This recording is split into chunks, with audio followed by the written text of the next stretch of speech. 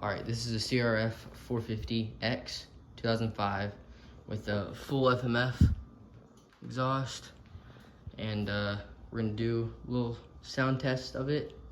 I'll put the stock exhaust clip of it running so you guys can see the difference compared to the stock and FMF.